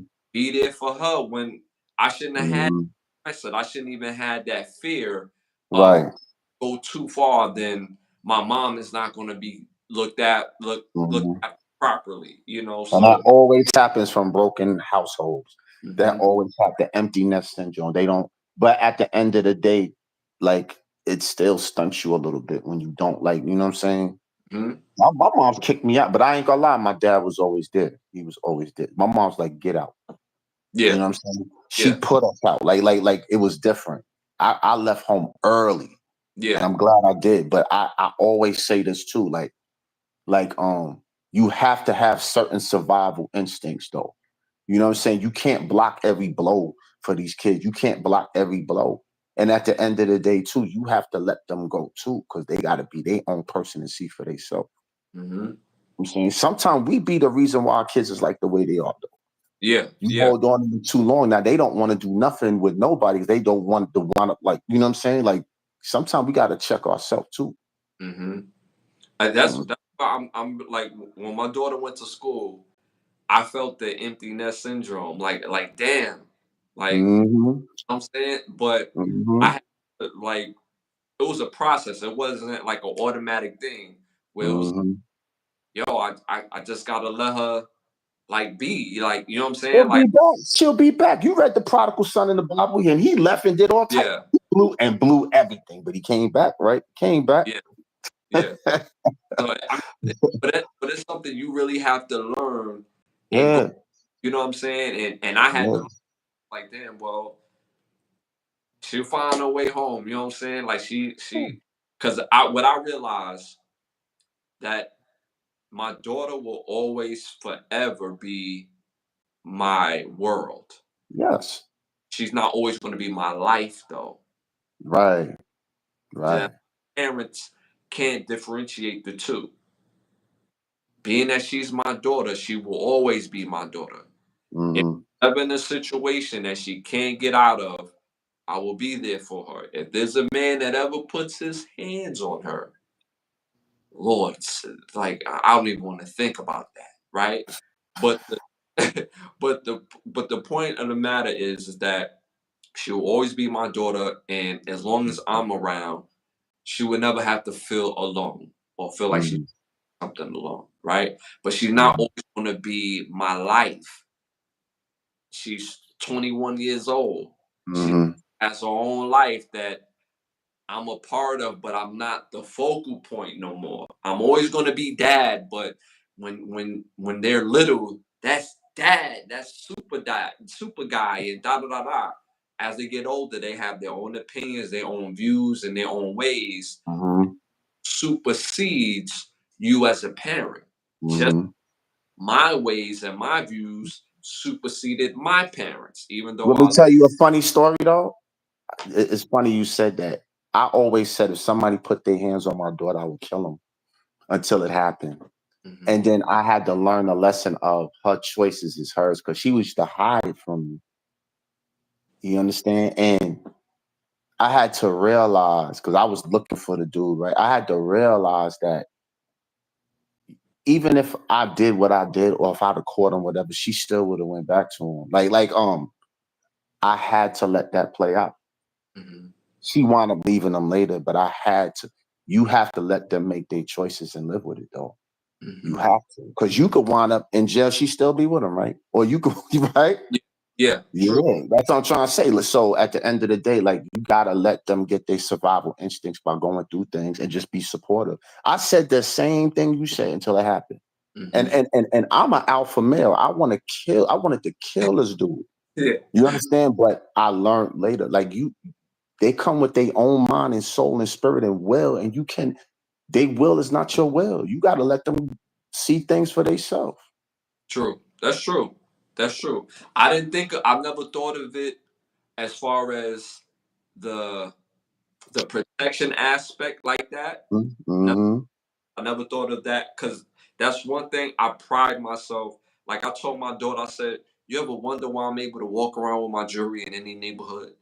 Mm-hmm. Like I respect people, they respect me, and Mm-hmm. that trickles down to people that Mm-hmm. and my loved ones. It's Mm-hmm. all out of respect. So if you find yourself in a situation, if I'm not there physically, I know somebody there to make sure that you're good. Mm-hmm. People are watching you and you don't even realize they're watching you. But Mm-hmm. at the same time, that because protection is real important to me. Mm-hmm.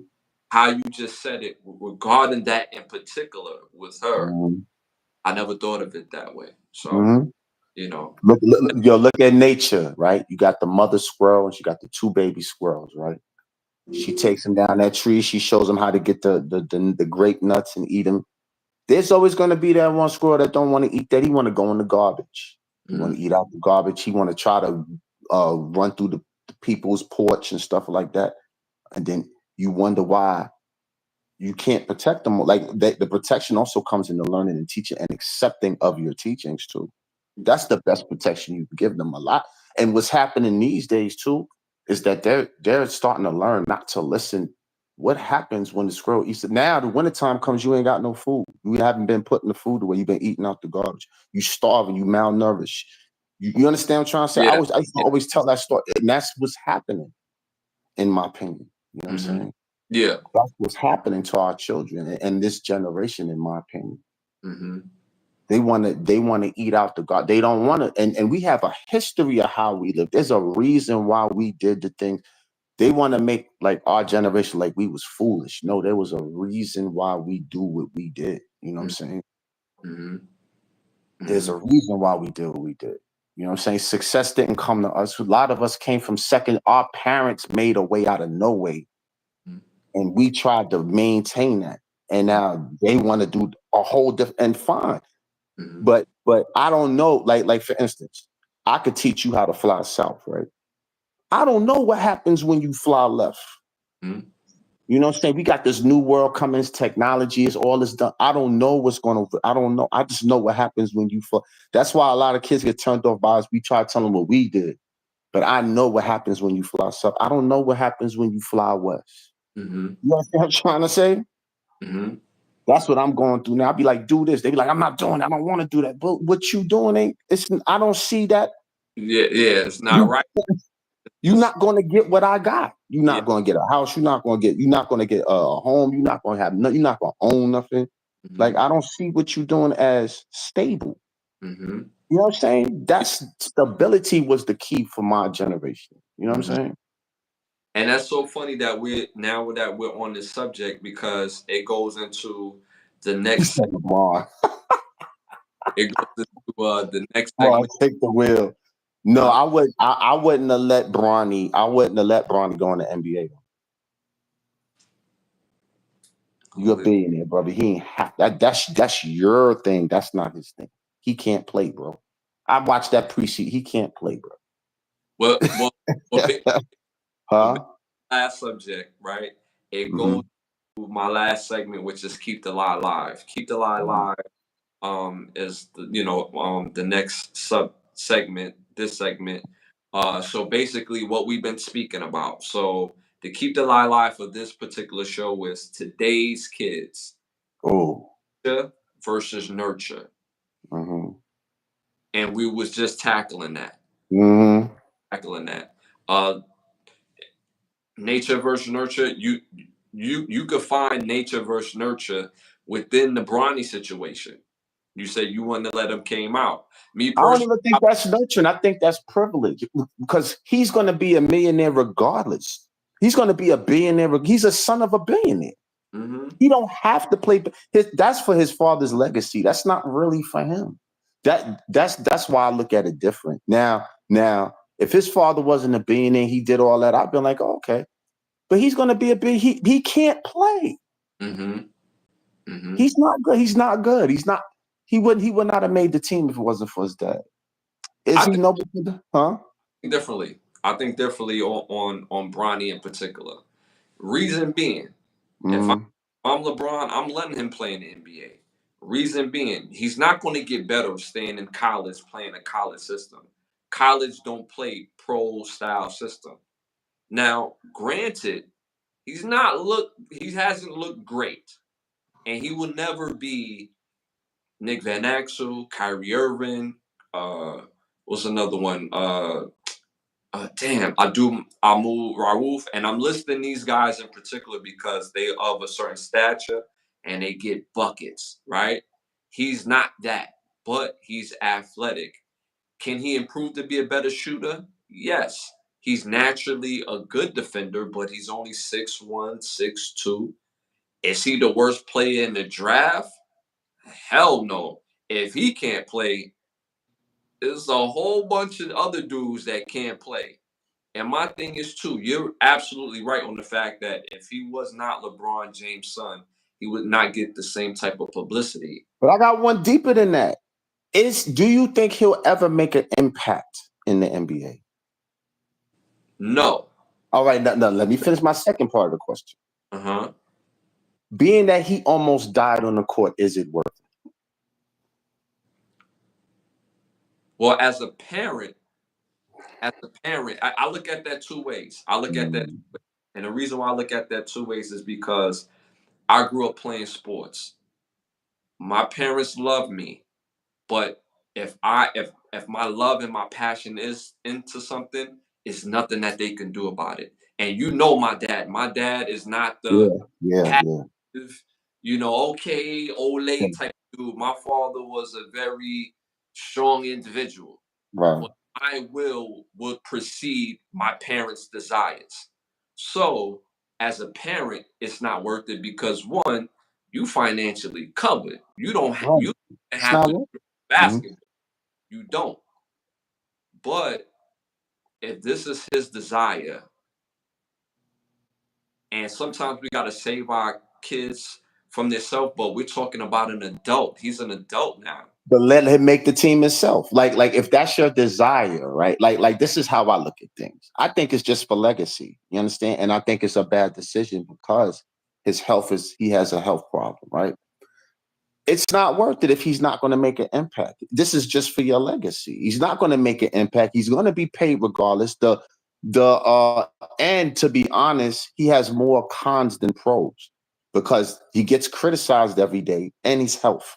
So he's not making an impact on the team. You understand? So why put him through that? So you can say I played with my son. That's how I look at it. Mm-hmm. But that perspective is valid as well. Mm-hmm. That perspective is valid. But the perspective that a lot of people are not speaking of is Bronny's perspective. Because, like, granted, like, I think it would be a different story if Bronny was 6'7", 6'8", but he's not. He's 6'2". Maybe 6'2", right? We're not speaking of his own desires and what he wants to do as well. Like, but he's not good enough. He's not good enough. But that's all I'm saying. He would not have made the team on his own. So you can't say, like, to me, you could say that if he was a Kyrie Irving or something, you know. I don't know if he wouldn't make the team on his own because we got to remember this, right? Other teams was going to draft him. Other teams was going to draft him. Rich Paul had to tell other teams to finesse this Lakers son and father thing, right? But why was they going to draft him though? The potential. No, they was going to draft him because they want LeBron to come over there. You They gotta don't. They want to come over. no, right. They want LeBron to come, right. That's a part. But at the same time, who are you going to trust? LeBron James. Most people can't name me the top 10 in the draft. I couldn't either. I didn't. I was. So instead of drafting, most guys from Turkey that you don't know anything about. He has the same type of promise as Bronny Jr. The same type of promise. So for this particular draft, so the point I'm making for this particular draft, is it a stretch? No. If he's going in the same draft as a Kyrie Irving, Derrick Rose, like like this type of draft, then you like, yo, you could clearly say that this guy ain't who he is. I mean, he's not aligning to the talent of the other guys. But in this particular case, his desires, his father's desires. It makes for a great story. I mean, all kids ain't even good enough to do this. Like we had Scottie Pippen, son make the Lakers for a summer league. Both of Jordan kids didn't make it to the league. There's several players that Jackson, yeah, didn't make it to the league. So mm-hmm. it was the perfect storm for Bronny. He was in a weak draft. That's one. Two, he has the ability to get better, but do I expect him to be great? Do I expect him to have an No. impact? No. If he proves me wrong, then yo, great for him. Great Mm-hmm. for him. But if I'm his dad, I'm looking at his health issue. But I gotta go to his own desires because if it was me, I'm going to the league. I don't care what y'all talking about in here. Like it's gonna happen. If I die on the court, that's what it's going to be, and that's my mind. If I'm my mindset, if I was him, because If you was good enough to make it, though, that's all I'm saying. I mean, it's questionable. You saying that he would have made it anyway. I don't believe he would have. He wasn't even the best on his team, and Boogie didn't make the team. Didn't make. Well, I think he made it now because they made a stink about it. yeah, He wasn't even the best on his college team. He yeah, was never. He wasn't the best to see. He wasn't never the best on his team ever. yeah. Because I honestly think on USC there was probably about three guys that was probably Mm-hmm. three. I watch college Mm-hmm. football. The point guard that was in front of him was better. They had a big that was better. Right, And, Boogie. Boogie didn't even get drafted till after they made a stink. He didn't get drafted. Then they started talking about it. Then he got drafted.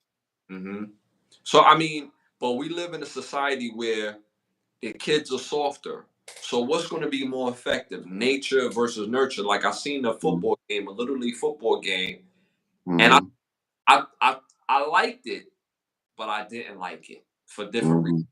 So at the end of this football game, one of the players had a belt, and as Right. he's in hands, he's trying to like hit the players with the belt, trying to Mm-hmm. belt to ass. We bust our Right. ass. Right. Me competitor, I love it. But Right. me, the coach, me as a father of the team or something like that, I hate it Right. because it's going to open the door that's going to exceed off the field. All this Mm-hmm. football or sports, all the animosity, energy, the back and forth that's supposed to be on the court. Off the court is going to develop into something that's not a part of the original game. You ain't got to worry about these kids. These parents is crazy. The sport that young sports world. Them parents is radical. You ever been to them games, bro? I grew up in it. They'll kill that coach. He do the wrong. That's a Them fact. parents is extreme. These parents got their kids in programs early because they want to put their kids through school and stuff like. These parents are not playing. They Yeah, travel with the kids, all of that. You're not doing that stuff to these kids like you used to. Like back in the day, my parents just bought my equipment and that was it. And I played football all my life. yeah, You know what I'm saying? yeah, My parents bought. I don't even think my parents even went to one game. They just bought my. Now these parents travel. They yeah. got their kids got physical coaches. My nephew is ranked. My brother had him in coached since he was like, oh, the phone went in and out. Yeah, Since he was like 8, 9 years old. mhm, So these kids, to me, I think they're more knowledgeable of the sports. Maybe not as physical, but they're more athletic to the sport. yeah. I didn't play as young as these kids played. You know what I'm saying? Hmm. I'm talking about they play. They have a Nike and they have all type of tournaments for these kids. These tournaments now. Yeah, yeah, yeah. The kid, especially with football, like I Mm-hmm. football, basketball, and I boxed, right? The, Mm-hmm. now it's nowhere as physical as No. what it was, through my time. But the kids, the reason why I would say is a bit more athletic, not overly more athletic, because of the game itself, it leans to that. Before, if you couldn't be physical playing football, you're Mm-hmm. not getting on that field. No matter how Yeah. fast you are, no matter how high you jump, if you Mm-hmm. get it and you can't take a hit or give a hit, you're gonna be sitting on the side. And Um, now you got to have world class speed, and most of these kids got world class speed and shiftiness though. So you got like now I've been watching all the games today. You got like 100 Barry Sanders, like they shifty, like they run they all over the place. Like Yeah, because they filter it differently now, right? So mm-hmm. guys that used to be 6'2", 230 would play running back. That is not Mm-hmm. like that anymore. Guys who are 6'2", Mm-hmm. 30 are now playing defensive end. They might Mm-hmm. they might play a stand-up outside linebacker. They Mm-hmm. might be an inside linebacker. I I grew up to the 240-pound middle linebackers. We don't have that. Yeah, 250, yeah, better. And you wasn't going in the middle at all. Right.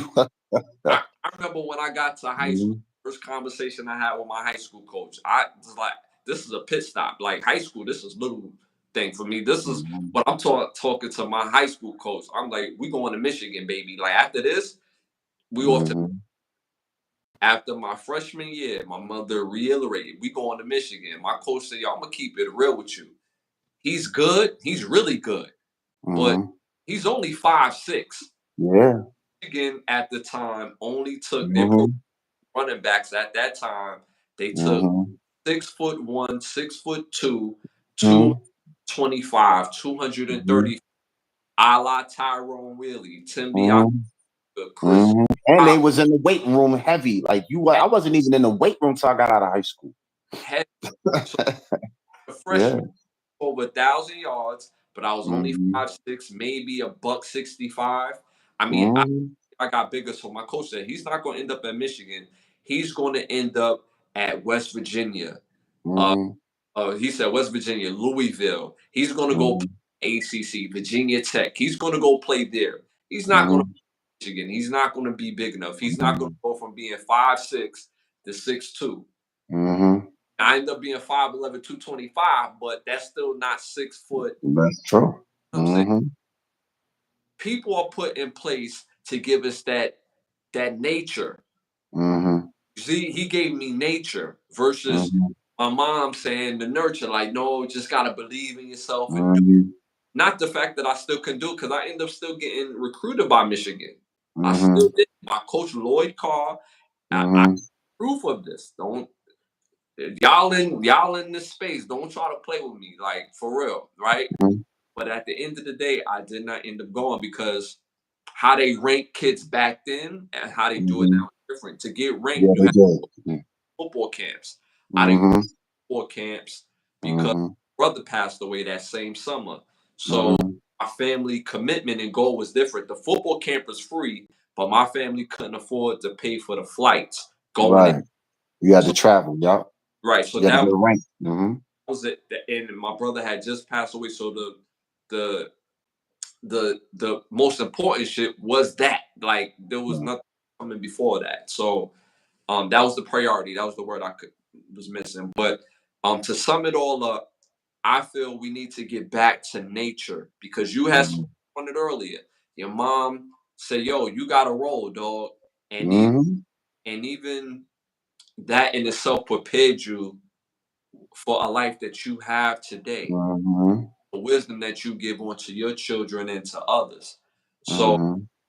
that's where we at. Like I feel like we need more nature instead of Mm-hmm. nurture. Going back to you said when the kids get off the bus, they on the phone. They not even Yeah. other. Not even speaking to each other. No social contact.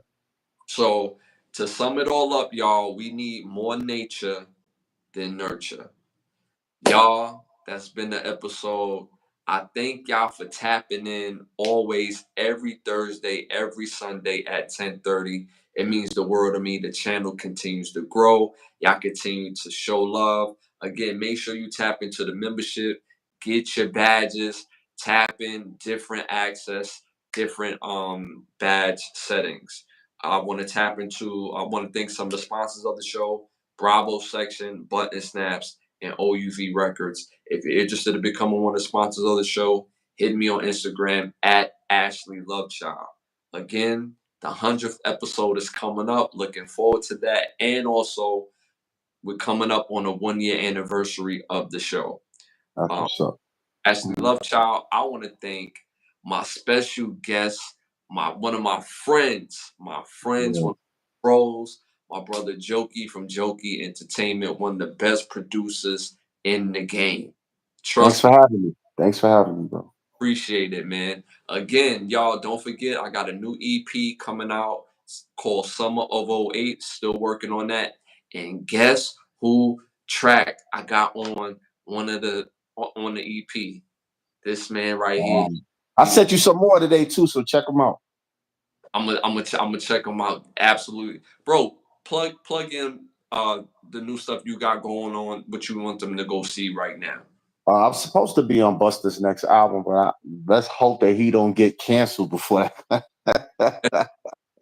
But you know, I'm Yeah, supposed to be on this next time. But just little independent stuff here and there. But you can check me at jokeent@gmail. I really don't be on the. I mean, at Instagram. I really don't be on the internet that much though, no more like I used to. But but you yeah. bless them with send them send them your in the Instagram again because you be Oh, blessing with the daily food. food for thought. Oh, jokeent@gmail.com. So I make mean, sure. I mean, at Instagram. I'm sorry, I'm getting tired. Yeah, Jokeent at Instagram. so y'all make sure y'all tap in. Y'all already know what time it is. It's nothing but love. And don't forget to check out the Overstand podcast. Why understand when you go overstand every Monday 9:30. So again, y'all already know what time it is. It's love, and I'll see y'all on Thursday at 10:30. We out.